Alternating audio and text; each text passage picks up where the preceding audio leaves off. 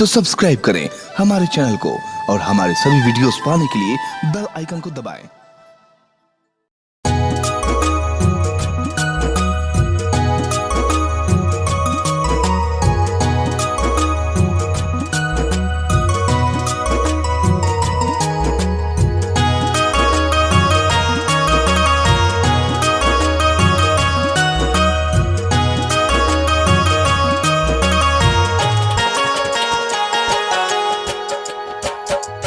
गईल छठ परबिया कैसे करी माई बरतिया। आई गईल छठ परबिया कैसे करी माई बरतिया।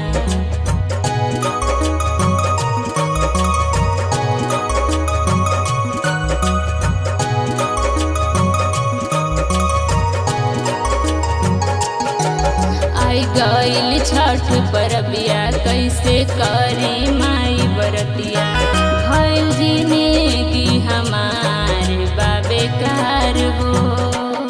एगो लाल बिना बाटे घरे अन्हार हो। भइल जिंदगी हमारे बाबे कार हो। एगो लाल बिना बाटे घरे अन्हार हो।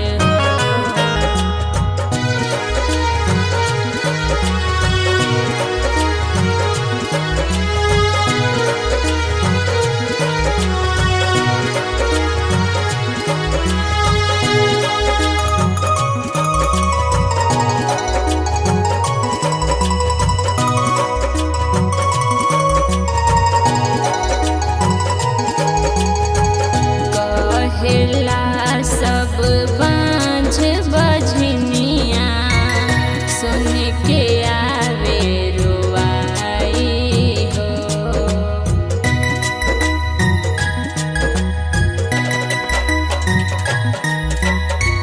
कहेला सब बाँझ बझनिया सुन के आवे रोवाई हो। कहाँ जाई सुनिए माई घुट घुट के जियताई हो। लोग देत बाड़े दुखावा के जार हो। एगो लाल बिना बाटे घरे अन्हार हो। लोग देत बाड़े दुखावा के जार हो।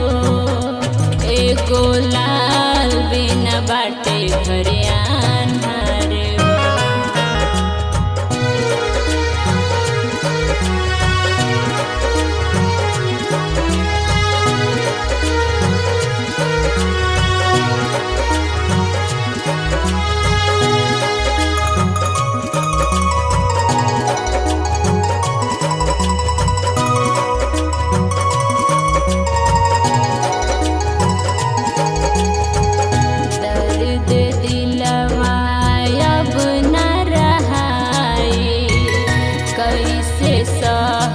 जुदाई हो।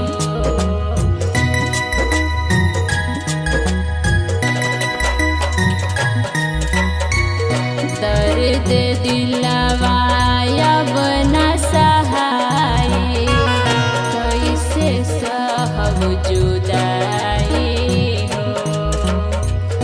घर आई सुनिए माई रउआ से कहतानी हो। रेखा भइल बिया पागल सुन के बात हो।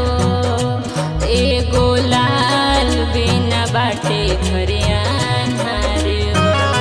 रेखा भइल बिया पागल सुन के बात हो।